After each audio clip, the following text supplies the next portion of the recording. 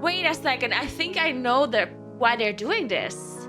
Whenever they add a new spec to the game gets infinitely harder to balance again. The purpose of tier set is to change up the way your class feels and plays within an expansion. But isn't it always really awkward when Blizzard reinvents a spec from one expansion to the other, and then they have to spend the whole expansion to fix it, and then once it's finally fixed, then they reinvent the spec again for the next expansion. Okay, so apparently they posted more details about the new talent system. Or, I mean, it is within the new talent system. So let's see what they're saying. So they say the War Within expansion introduces hero talents as a new update to... Oh, they're called hero talents, yeah. It's a new update to the World of Warcraft classes. They're an evergreen form of character progression for each class spec that introduces new powers and class fantasies.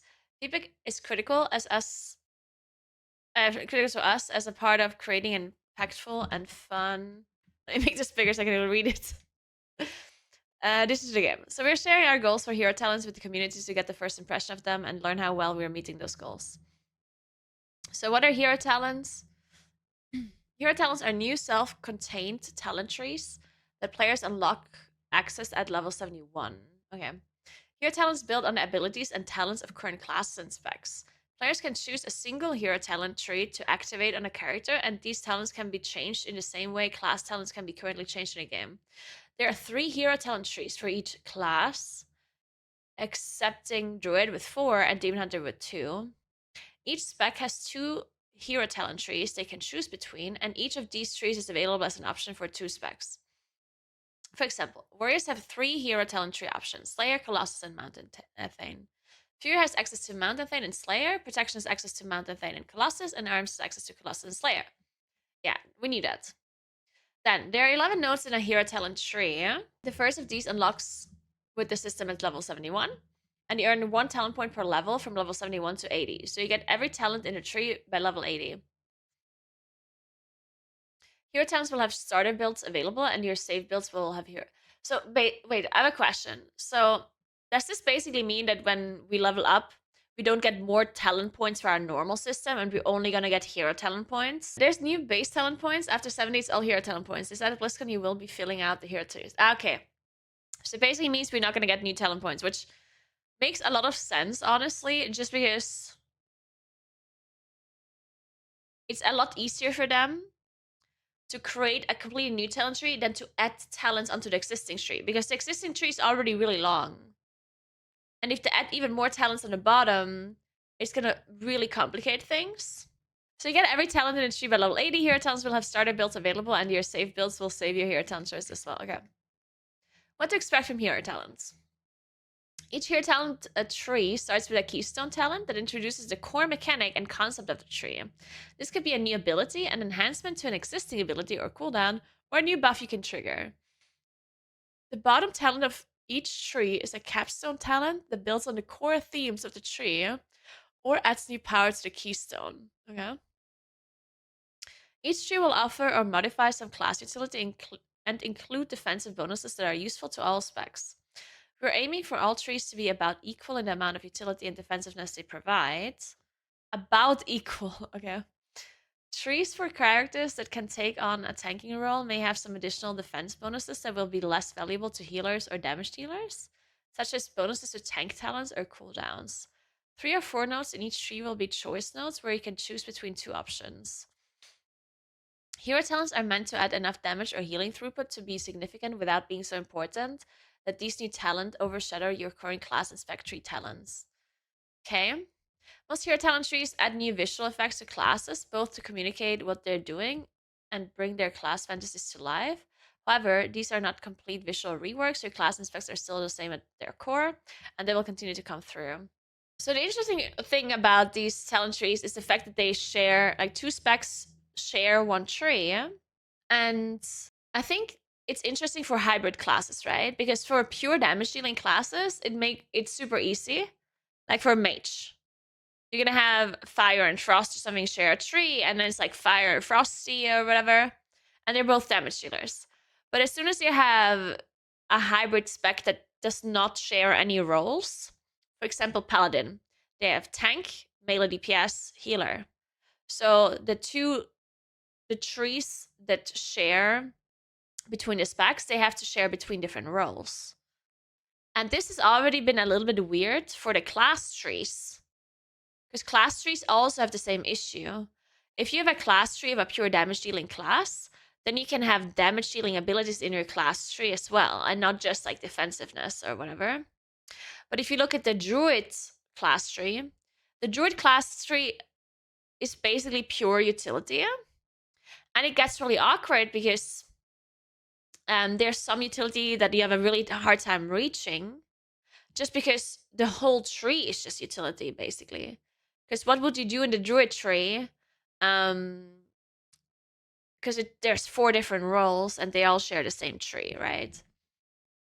So we'll see if the same issue also happens with these hero talents if 2 different roles share a tree. They did specifically mention that if 2 different roles share a tree, there might be certain talents that one spec cannot even use at all. So maybe that's how they're solving it. But yeah, we're gonna have to see how that works or how they manage to balance that. Okay, maintaining freedom to choose. We want players to be free to choose the hero talent tree that has the gameplay, visuals, or flavor that they prefer. Our goal is for both options to feel similarly effective in raid dungeons, Mythic Plus, and PvP. We're working to avoid abilities or bonuses in hero talents that could make a certain tree feel required for activities where we can. That would be nice, of course, as well. We know that for some players, prioritizing total throughput is the most important thing to them. Yeah, even if the difference between choices seems small.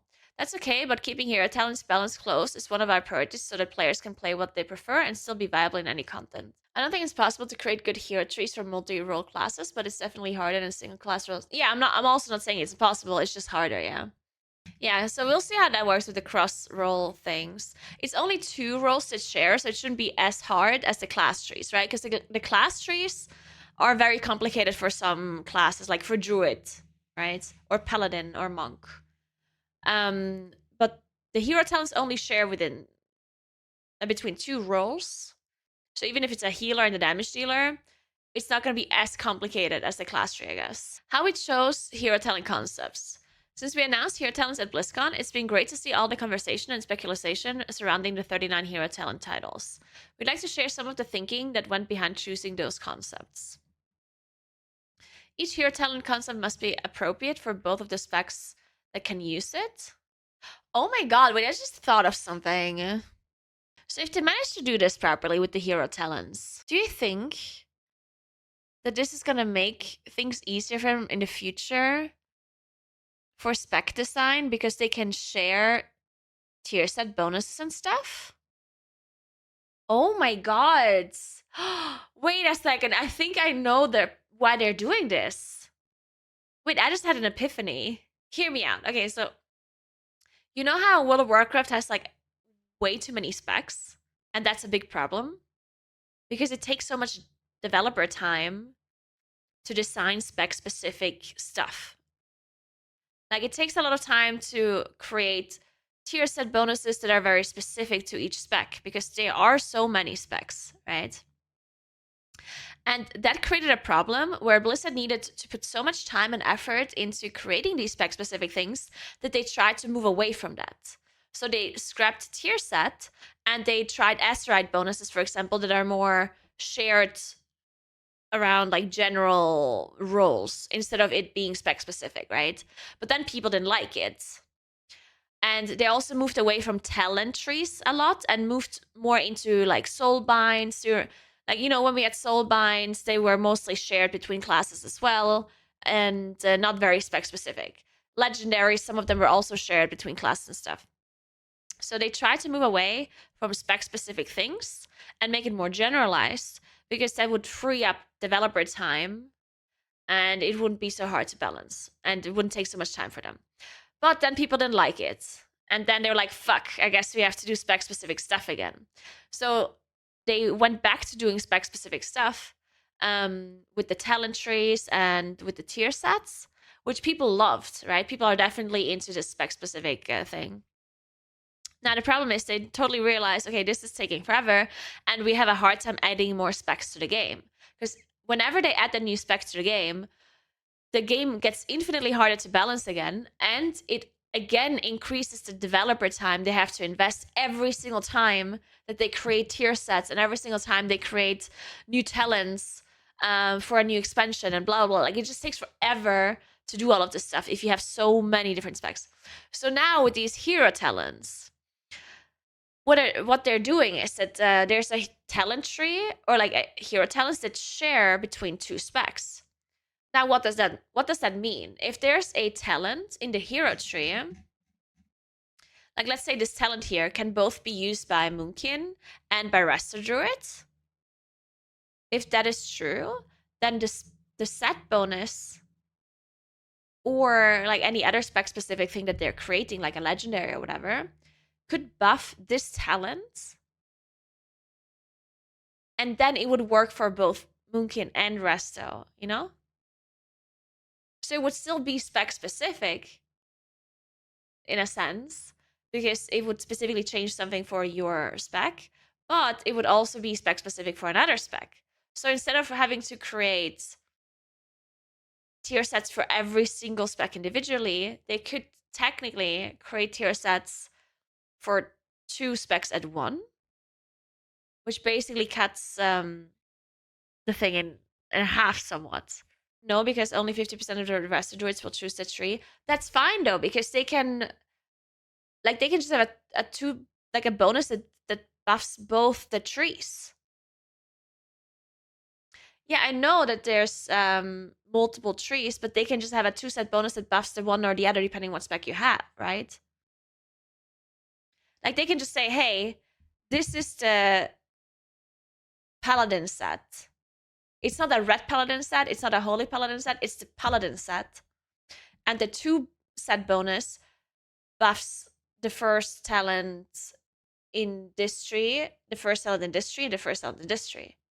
And then the second, so you basically have like 3 different ones, but they work for all roles, right? Wouldn't that make sense? I feel like that makes sense. For Paladin, they would only need no, wait, for Paladin, they need 2, right? Wait, okay, no, that does not make sense because there's 3 for each, there's 1 for each spec anyway, right? If you think about it. Okay, that does not make sense. Fuck. My whole epiphany was for no reason. Yeah, because there's 3 for... Fuck, so there's 4 for Druid as well? Yeah. Okay, I guess it does not make sense after all. They could still do it. Like, they can still make the stat bonuses or whatever related to the hero talents, but it's not necessarily gonna make things much easier. Maybe. Probably not. It contains it within the tree, at least. I guess it might still help them somewhat. It's not gonna make it much easier, though. They could just scrap tier set bonus and do it all in the hero tree. Oh, they're not gonna scrap tier set, no. Tier set is the only thing that gives you borrowed power within an expansion, right? Because the hero talents are not gonna give you any... Like, if they give us hero talents, then we keep them forever. And I think people do want borrowed power within the expansion, so things change up a little bit, right? So that's the whole reason tier sets exist now. Unless the changes, you go from level 81 to 90. Yeah, but the purpose of tier set is to change up the way your class feels and plays within an expansion, within the same expansion, right? From one tier to the next. That's why tier sets are fun, right? Because they actually change the way you play. And talents don't do that, because talents are... They're at least expansion long, right? Yeah, they might change them for next expansion, but they're at least for the same within the expansion. Whenever you go from one good set to a bad one, the experience is horrible. I wish they would scrap them altogether. You don't like tier sets? I mean, it's interesting. I don't know. I do personally think that tier sets are kind of redundant because, I don't know. Like, I think it's weird that people Like, people think that the only way Blizzard can give you borrowed power or can change up your class within an expansion is tier sets, and that's not true. Like, Blizzard literally changes classes from one tier to the next by just changing some talents, right? It doesn't feel so good when they do it because it's not as like if, like with tier sets, it's like you know that when you obtain the set, you're gonna have this change of your playstyle, right? And people are excited for it, and they kind of play the game to get the tiers that like gives you motivation to play. Now, the thing though is that Blizzard changes classes just by number changes and talent buffs and nerfs. They change the class with that alone, yeah? And that happens all the time. Like the amount of times Blizzard changes classes or specs completely from one tier to the next happens a lot, right? Even without the tier set. Like even without set existing at all, they can change your playstyle by just doing number changes and talent changes. So I don't think they need the tier sets. They can just change the talents. But I guess for the player, it just doesn't feel as good compared to it being sets. Yeah, the talents are a more direct change in tier sets, but it's the same thing basically. I think because the tier set is a direct change too, right? Because no one's gonna run around without tier set. Like it's not actually an option, right? When you think about it, like it is not an option to equip the tier set or to not equip it. There's no one that plays World of Warcraft with their within their right mind that has tier set and just says like, "Oh, I'm not equipping it," you know. So it's not a realistic option to not equip tier either, right? And yes, tier will go away, but so do the talents. Like people just don't think about it this way, but it's true. Like talents and basic spells get changed from Blizzard permanently very frequently, and then it's gone, right? Like just look at the start of Dragonflight. Look at how your talents and your class worked for your spec at the start of the expansion and how it works now without any tier set changes. Like look at Moonkin. The amount of changes that Moonkin got from the first season to this season is insane. Like the class plays completely differently. And it's not just because of tier set. It's literally because of the changes to the talents and stuff, yeah? They changed a lot of stuff. So yes, even though the talent changes seem permanent, it's not actually permanent because Blizzard can change it whenever they want. And they are changing it. They are changing it for a good reason too, because they want people to get a fresh start every time a patch comes out, right? Well, not a fresh start, but they want people to feel the changes. Each hero talent concept must be appropriate for both of the specs that can use it. Some concepts built on overlaps and abilities or flavors between the two specs that can use it, like Colossus Warriors, which are as mighty as Arms Warriors and as imposing as Protection Warriors. Others create new themes that are appropriate for both specs, like Fate-bound Rogues. Hero talents also retain your combat role and the gear that you use so that you're not competing for new types of gear. For iconic Warcraft character archetypes, we want to be sure that we could deliver on their fantasy with World of Warcraft's classes. Blade Masters just wouldn't be Blade Masters without abilities like Windwalk and Mirror Image, but those abilities don't fit in the Warrior's toolkit. Lastly, there are several iconic character archetypes that are strongly tied to specific races and factions, such as Keeper of the Grove or Mountain Thane. It's exciting to embody these stories archetypes, but we want to ensure that the characters of every race and faction can see themselves as those archetypes. We're open to feedback and what feels good for your character versus what is frustrating. Gameplay and hero talents. We have several goals for what it feels like to play World of Warcraft with hero talents. Here's some of our guiding principles for how they affect your capabilities, your rotation, what you pay attention to in combat, and your user interface. We'd like to say in the team that our goal for hero talents gameplay is for them to make you what you are, but more. We know that many of you have long histories with your favorite classes, and you play them because you like their gameplay and the spells and abilities that matter in their rotation. Whether it's the spinning plates of affliction, the cycles of arcane, or the frenetic reactivity of fury, hero talents don't override that what matters to a class. You should feel like you're playing your spec with a twist or a boost, and not as if the things you care about have become unimportant or been replaced. A hero talent tree might add new behavior or bonuses to an existing ability, like Keeper of the Grove's bonus to Force of Nature and Grove Guardian Treants. They might occasionally reset the cooldown on ability or replace spells with more powerful versions. They might make it easier to maintain important buffs or grant additional resources at key moments. Alright, one thing that we're keeping a close eye on is complexity. Classes in WoW have a lot of abilities and talents, and there's a lot to learn about each one. We want hero talents to add new fun without creating new burdens, either in customizing or playing a character. Most hero talent trees do not add new buttons that players will need to add to their action bar or find a new keybind for. Ooh, good. We have a lot of those already. There will be additional opportunities for players to express their skill, but we're trying not to add things like complex maintenance buffs that increase the cognitive load for everyone playing a class. Most of the choice our player will make about how complex they want their rotations to be will continue to be made in their class and spec talent trees. Okay, that's good. Some hero talents do require you to take a certain talent in your class or spec tree to access their powers. Oh. This is often because those talents fit the flavor and theme of that specific hero talent tree. The Mountain Thane Warrior tree enhances Avatar and Thunderclap. Templar Paladin gives extra power to Wake of Ashes, and the Loon's Chosen Druid can cast particularly strong Fear of a Loon. However, a hero talent tree will only ever require or enhance a small number of class or spec talents. It's important to us that there's still freedom in customizing your class build. That is interesting. I wonder if that makes it harder to balance. Just because if I have to pick up Fear of a Loon for my hero talents to work, and then Fear of a Loon is like much worse than Moon's, then that really directly impacts the viability of that class tree or hero tree, right? Because if Moon's is better than Fear of a Loon by default without the hero talents, then that will make that hero tree probably worse.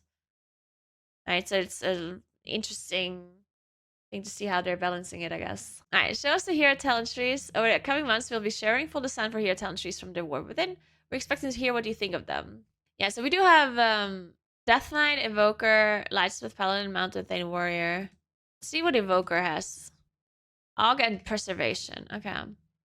Chrono Wardens can manipulate time and see into the future. By specializing in bronze magic, they are slightly unstable due to the vast amount of knowledge available to them. They are precise, erudite, and organized individuals who seek to understand the world through careful study. Alright, so Chrono Wardens is Aug and Preservation.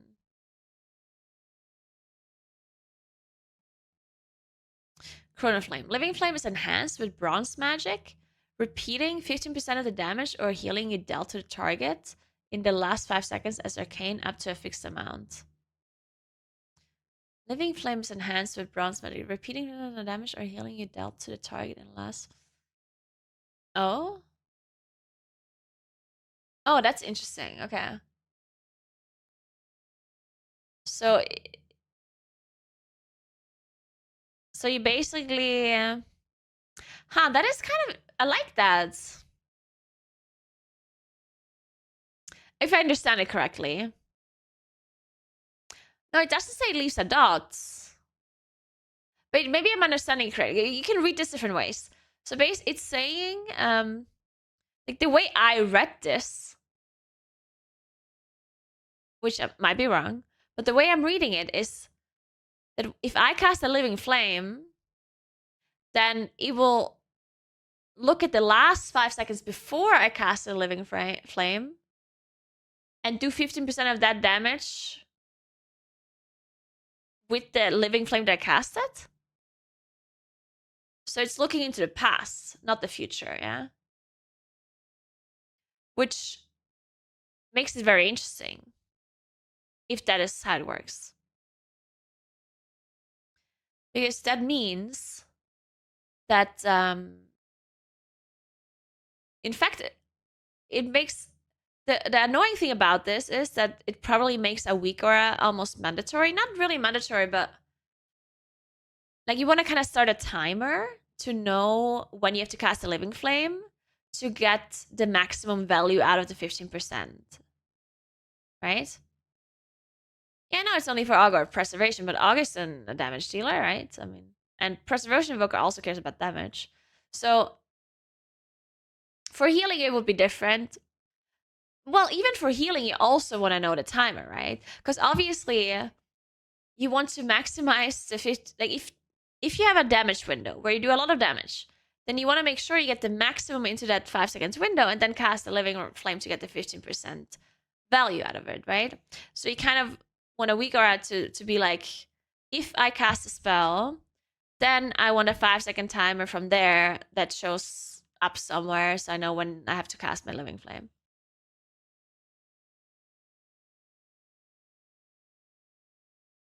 But it doesn't say your store and use it. I mean, it does say up to a fixed amount, so it's also possible that it cannot min-max it, right? I mean, it doesn't say store. It will store it, of course, if it's the last 5 seconds. It's not storing it per se. It's just like looking the last 5 seconds, right? Seems like a flat buff that doesn't affect your rotation. Why wouldn't it? I'm confused. Why would it not affect your rotation? It depends on how high the fixed amount is. Yeah, it 100% depends on how high the fixed amount is. If the fixed amount is really high, then it will affect the rotation. If the fixed amount is really low, then it won't, because then it doesn't matter. Yeah, Living Flame also has a cast time, so you're not going to be able to get that many spells into like a 5-second window anyway. Yeah, if it's a low fixed amount, then you don't require anything else. All right. So let's see what else we have about this one. So then we have Warp. Hover now warps you through time and space, and its cooldown is reduced by 5 seconds. Hover continues to allow evoker spells to be cast while moving. It just means it's a 5 seconds cooldown reduction, right? This warps you through time and space means nothing, right? It's just flavor text. It's a blink. Oh. Wait, that's really OP. I guess. So it's a blink and it's a shorter cooldown. Alright, then interdimensional phase. Warp reduces damage taken by 30%. Starting high and reducing over 2 seconds. Warp leaves a trail of motes of acceleration. Allies who come in contact with a mote gain 10% increased movement speed for 30 seconds. Okay. Then, your intellect and stamina are increased by 10%, but your cooldowns are increased by 10%. Intellect and stamina are increased by 10%, but your cooldowns are increased by 10%. Okay. Interesting. What's a 10% cooldown increase? What's 10% on breath on a 2-minute cooldown? Someone do the math. Oh, it's just 12 seconds. That is awkward, though. Heh. That makes it very awkward. Abilities with a 45-second or longer cooldown grant 10% intellect for 15 seconds. Defensive abilities grant 10% stamina for 15 seconds. Essence spells extend the duration by 1 second. What the fuck? That's messed up. That's very good. I mean, to me, this is... Why would you ever take this when you can take this? Like, there's just no shot it's worth it to increase your cooldowns by 10%. That makes no sense, because you're also increasing pressure. Well, I'm obviously talking about... I'm talking about Aug Evoker now. For Preservation Evoker, it very much might make sense for certain raid bosses. Depending on the situation. But for Aug Evokers, you obviously don't want to increase your cooldowns by 10%. I mean, it just makes no sense, right? And power spells send up to 3 Chrono Flames to your target. Chrono Flame have a small chance to grant you Essence Burst. Why would it negate it? You mean this aftermath? That's not reducing cooldowns by 10%. Wait, what? Evokers have a class tree talent that reduces their cooldowns passively, so this talent just negates it. Yeah, but that doesn't matter, right? Yeah, but that's irrelevant. Like, that's just irrelevant, yeah? Like, why does it matter if you have a talent that... Because it's still a 10% reduction. No matter if you have the talent or not. Yeah, I understand what you're saying, Crunchy, but that's completely irrelevant, right? Like, if... Let's say... let's say Incarnation is a 4-minute cooldown. But I have a talent that makes it a 3-minute cooldown. And then I get another talent that makes it a 4-minute cooldown again. That, Like, then it's still a 4-minute cooldown if I choose the talent, right? It doesn't mean, oh, it doesn't matter because we have a talent that reduces it by 1 minute. Like, that's... it has nothing... Like, it's completely irrelevant, right? Talent says so it's not neutral. Well, no, it's not neutral. It's not. Because if you don't have this, it's... What? Wait, am I not understanding this properly? Let me try to understand this properly. So the way I understand it is, there's a talent that reduces all of your cooldowns by like 10%, yeah? And you just take this talent all the time. If you take that talent in the tree and this, then it's basically as if you didn't choose the talent. But you still have to put a point in it, yeah? So this is still a 10% cooldown reduction, no matter what you're doing. Like, it's still a bad thing, right? Currently, August at 1 minute 48 seconds on Breath of Eons. Yeah, but if you choose the talent, right? So what you're saying is that if you want your Breath of Eons to be 2 minutes, then you can take this talent, but you also have to take the other talent. So you basically lose 1 talent point. You're taking it anyway? This talent is just 10% int? No, but that's wrong because it's all cool. It's not just Breath of Eons, yeah? No, you guys are messed up right now. You're just pretending as if the cooldown increase doesn't matter. You guys are so messed up. Just because it doesn't matter in Breath of Eons doesn't mean it doesn't matter in all the other things, right? It also increases your Prescience cooldown and your Ebonmite cooldown and all of your other defensive cooldowns and your Zephyr cooldown. How does that not matter? Your Hover cooldown, like everything, yeah?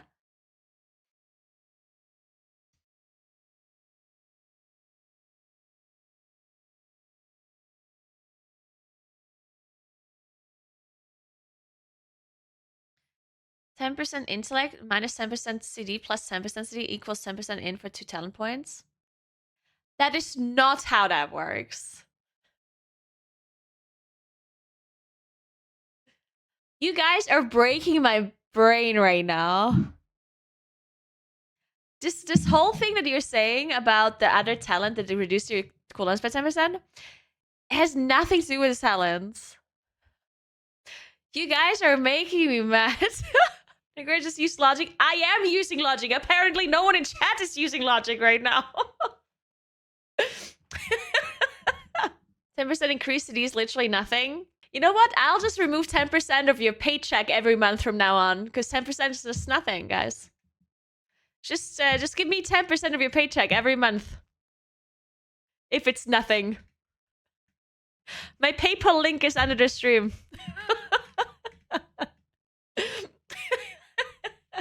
Anyway, moving on. So the middle tree says, Chronoflame, blah, blah, blah. We already have this, of course. Temporal Burst. Tip to scales overloads you... Wait, tip to scales overloads you with temporal energy, increasing your haste, movement speed, and cooldown recovery rate by 2%, ramping up to 40% over 20 seconds. What is tip to scales again?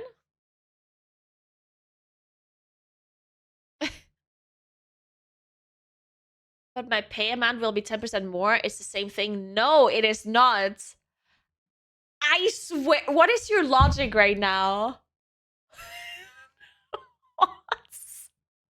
I actually just cannot believe it. Oh my god. But I want to stop talking about this now because you're making, like, you're literally, like, you're making me angry. I can't do it. What the fuck? Explain why they are wrong. It's not that they are wrong, but it's you're still choosing a 10% damage, a 10% cooldown reduction. It literally does not matter what the other talent does, yeah? Like, you guys are being very confused right now just because it both is the same effect. Okay, you know what? Okay, I'm gonna explain this to you. So, let's say... So let's say there's one talent that gives you 10% intellect. Yeah. And then there's another talent. This is talent A. This is talent B. B gives you minus 5% crit. Okay? Plus another effect.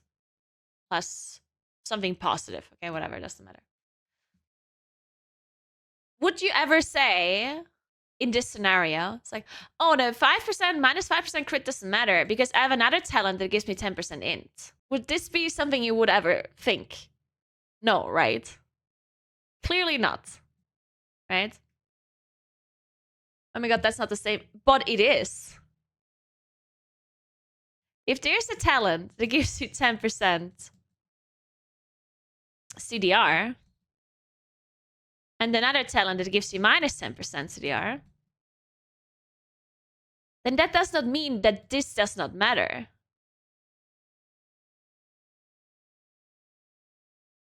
Because you still get the minus 10%, yeah? Like, you understand that, right? Just because it's the same thing does not mean that this is not a negative effect.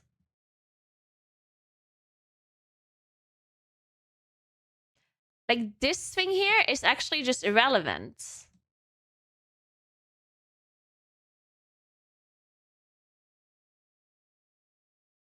What is that int is good and CDR is mid? Yeah, but I mean, that's fine, right? Like, I'm not saying that the talent is bad. I'm not saying that the talent is by default bad. That is not at all what I'm saying. I'm just saying that the minus CDR matters. And everyone in the chat was like, oh no, it does matter because we have another talent that gives us 10% increase. I'm not even talking about the intellect right now. The intellect is irrelevant. I'm just stating the fact that this negative effect is still very much a negative effect that is a damage reduction. And a lot of other like things as well, yeah? Just because you have this talent does not mean that this is not negative. That's all I'm saying. This is like a normal DPS spec choosing a talent that says take 5% more damage but do 10% more damage. No, but it's not. Like, people... Why are you guys just disregarding the fact that it increases all of your cooldowns by 10% as if it does nothing? Like, that is a damage reduction, yeah? Why are you just disregarding it as if it's not a damage reduction? Like, I'm not saying that it's a big damage reduction by any means. Like, I don't know how much it is. But to say that it's not a damage reduction, it's just like straight... Like, it's just made up. It's clearly a damage reduction. Because it's all cooldowns. It's not just... Like, even if it does not matter for Breath of Eons, it still matters for other cooldowns, right? Okay, I'm gonna stop arguing now because you guys are clearly not arguing in good faith. You're literally just sitting there with a straight face saying it's 0 damage reduction. Basically, you can lose a talent point to negate the negative effect, but it's not negated then. Yeah? Because you're basically paying a talent point for it. You can also look at it this way. So instead of this talent saying minus 10% CDR, you could say minus 1 talent point plus 10% int. Oh, are we good? That is what I'm saying, right? Finally, we agree. What do you mean? That is, I always agreed on that. I always agreed on it that way, but it's still a minus talent point, yeah? Which is, of course, very much a bad thing, yeah? You cannot just say that's nothing. Losing 1 talent point is obviously a negative effect, yeah? But anyway, let's move on. So, sorry, what was tip to scales again? I asked this earlier, and then we talked about this for half an hour. A tip to scales overloads you with temporal energy, increasing your haste, movement speed, and cooldown recovery rate by 2%. Bring me up to 40% over 20 seconds. Interesting, okay. I guess it's a little bit weird that it ramps over 20 seconds, right? Because you usually would want to use tip to scales. Well, I guess you just use it preemptively then.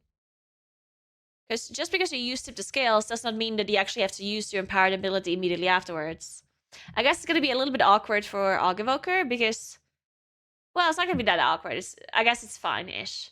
But I guess what you're doing as Aug Evoker is that you press tip to scales, you don't actually press your Empower ability just yet. You let it ramp a little bit. Probably around, you let it ramp, I don't know, like 10 seconds or so.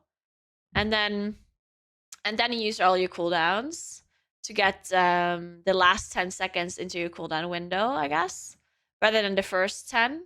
And then you just use your Empower ability afterwards. Yeah, you basically have to preemptively use it so you get the max value later during your breath or whatever. Which makes it a little bit awkward to use, but it's fine. It's something that you can play around, I guess. It would be weird for press because you typically use it on when you need a big empower. For August, easier to preemptively use. Yeah, for a damage dealer, it's obviously much easier to use a buff like this. For Preservation Evoker, you wouldn't necessarily prepare a big empower spell like that. But it doesn't matter, I guess. For Press Evoker, I think it's also much less important. Because, I mean, it's a 40% haste buff and cooldown recovery. Like, for Press Evoker, I guess it's not that important to have the haste buff. So you probably just don't care about it that much. If it happens at, like, if you don't get the full value whenever you want to at the start. Then, Threats of Fate. Casting an Essence ability during Temporal Burst causes a nearby ally to gain a Threat of Fate for 15 seconds, granting them a chance to echo their damage or healing spells, dealing 50% of the amount again. Oh, wait. Casting an Essence ability during Temporal Burst. Oh. Okay, well, that makes it weird again, I guess. Because if let's say I'm an Aug Evoker and I preemptively use Tip to Scales to get the maximum value 10 seconds later when I use all my cooldowns, then I'm also not going to use Essence abilities within the first 10 seconds, which makes it a little bit awkward. So I guess you do not want to do what I said earlier. Well, it depends. It depends how much value this has versus how much value the haste has here. Yeah, I know that Essence abilities aren't empowered ones, but I don't want to use Essence abilities before I'm using my cooldowns. Yeah, I know Essence Disruption. I know what it is. But I'm not gonna cast Essence Spenders right before I use my cooldowns, right? Is what I'm saying. Because if I use Tip to Scales and then I hold my Empower spell for 10 seconds and my cooldowns for 10 seconds because I want to get the maximum value out of the haste, then I would also hold my Essence Spenders too. No, you're not holding Tip to Scales, you're holding the Empower ability and your cooldowns. But with this, maybe not, is what I'm saying. Then Master of Destiny. Empower spells amplify all your active Threats of Fate, increasing their power by 100% for 8 seconds. That counted 2 times. Power spells amplify all your active Threats of Fate. Ooh, okay. Prescience has a 20% chance to not incur a cooldown. Echo has a 25% chance to not cost Essence. I think this Prescience thing is kind of useless for M+, I guess. For rating, maybe not. For rating, probably. This does not seem that good. I think this is much better. No, I'm not saying you're holding the Empower. Are you really not understand? Okay, sorry. I think maybe I'm just like really bad at explaining myself. So what I'm saying is that, like, I'm not saying you're holding Empower spells. And I'm also not saying you're holding Tip to Scales. I'm saying that you use Tip to Scales 10 seconds before you use your cooldowns. That it was my idea, right? Because the way this works is that if I use Tip to Scales, I get a buff. And then 10 seconds later, or over the next 20 seconds, my buff ramps up to maximum value, right? So the maximum value of this buff would be the last 10 seconds, not the first 10 seconds, right? If you divide it this way. So if you have a 10-second damage window for your cooldowns, then you would want to use them during the last 10 seconds of the buff rather than the first 10 seconds of the buff, was my thought process, right? So I was thinking, oh, if I get the most value in the last 10 seconds, then I want to use Tip to Scales 10 seconds before all of my other spells come up. So 10 seconds before Breath of Aeons comes up, 10 seconds before Abendmatt comes up, 10 seconds before Empowered, all of my power spells come up, and so on and so on. And then I use Tip to Scales. Wait 10 seconds. Then all of my cooldowns get ready. Then I press all of my cooldowns. And then for the next 10 seconds, I have my cooldowns up, and I have the maximum value of the temporal burst. That was my way of thinking, right? Now, obviously, with the Threats of Fate ability here, though, it does say casting Essence Spenders during the 20 seconds of the temporal burst would give you other value as well, which would mean that maybe you don't do what I said, because if you do what I said and you're using tip to scales preemptively, then you're not going to be sitting there casting many Essence Spenders during the first 10 seconds of the window. Now, if that doesn't matter, because it's possible that it doesn't matter, because you can only cast so many Essence Spenders within a 20 seconds window, right? You cannot cast infinite Essence Spenders. So maybe it's possible that you can still get the most value by using it preemptively. And then this Master of Destiny also says empower spells amplify all of your active Threats of Fate, increasing their power by 100% for 8 seconds, stacking up to 2 times. So now that is, again, makes this more interesting even, because Threats of Fate get applied by casting Essence Spenders. This is a little bit of a contradiction here, I guess. Well, it's not necessarily, well, kind of, because casting Essence Spenders grants other people Threats of Fate, and casting Empower spells amplifies your active Threats of Fate. So what that kind of means, if you want to maximize Master of Destiny, you would want to cast Essence Spenders first, and then cast Empower spells after, which is the opposite of what you do right now, right? Usually. Like, usually as a Aug Evoker, you, when you use your cooldowns, you kind of just use your Empower spell, not first, but, you know, you use, like, Avonmai, Prescience, whatever, and then you cast Breath of Eons, and then you cast your Empower spell, usually, right? With your tip to scales. And then you cast as many Essence Spenders as you can.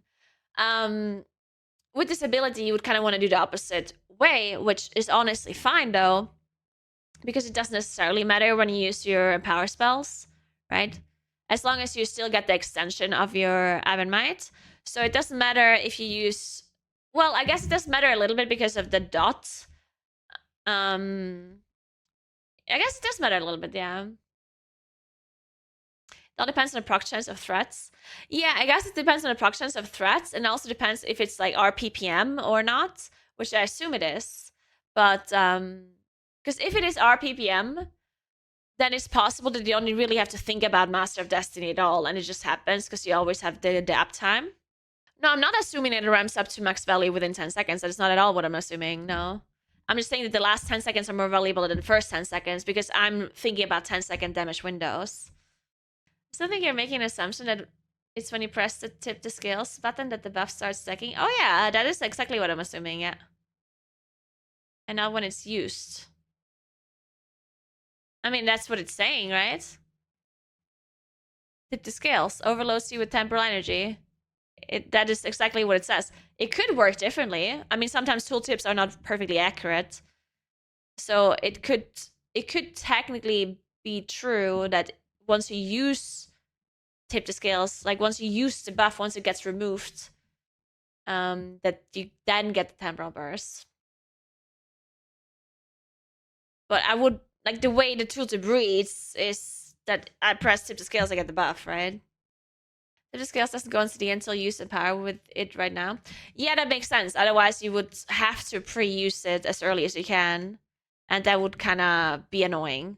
It makes sense that it doesn't go on cooldown until you use it. So we have, obviously, still Chrono Flame, then Reverberations. Spirit Bloom heals for an additional 30% over 8 seconds. Upheaval deals 30% additional damage over 8 seconds. And boring. Then, Pharisee. For each damage or healing over time effect from Upheaval or Spirit Bloom, gain 3% haste up to 9. So it just means that you don't get max value unless there's 3 targets. This is mainly important for Aug Evoker, because for Preservation Evoker, you're always gonna have 3 targets, right? Well, you don't always have 3 targets, but like it's much more reasonable to get 3 Spirit Blooms than it is to get 3 Upheaval dots. Because if you only have 1 target, you can't get 3 Upheaval dots, right? Yeah, that is also true, Sang. Yeah, you're right. Then, Instability Matrix. Each time you cast an Empower spell, Unstable Time Magic reduces its cooldown by up to 15 seconds. This is such a weird way of saying 15, like all of your Empower spells have a 50 seconds shorter cooldown. Right? Like I actually, like I was reading this and I was thinking about it, like, what, huh? And then it literally just like, it's a 15-second cooldown reduction on all your power spells. Yeah, I guess it says up to. Yeah, that is, okay, that is weird wording. That makes it sound like it's kind of either random amounts. Oh, maybe there's some power spells that are less than 15 seconds, because then it would make sense to say up to. Is there an Empower spell that's only like 10 seconds or something? No, it doesn't say other Empower casts too. It says unstable time magic reduces its cooldown by up to 15 seconds, right? If it was all Empower spells, it would say it reduces their cooldown or all Empower cooldowns. It certainly only means, to me, it's very specific. Like the way I read it, it's certainly only that one Empower spell that you cast, right? 3 seconds per charge? Maybe? Now, wouldn't that be kind of weird? I don't think it should reduce the cooldowns per charge, because then you would always want to charge it to max. I don't think that is how it works. I mean, I'm not saying that it doesn't work that way, but that would be bad if it worked that way, I think. Or, don't you think so? No shot it's RNG? Well, it doesn't have to be RNG. It could also just mean, like, some Empower spells maybe only have a really short cooldown, and then it wouldn't be 15 seconds, so they have to say up to. Yeah, it does say unstable as well, or instability, yeah?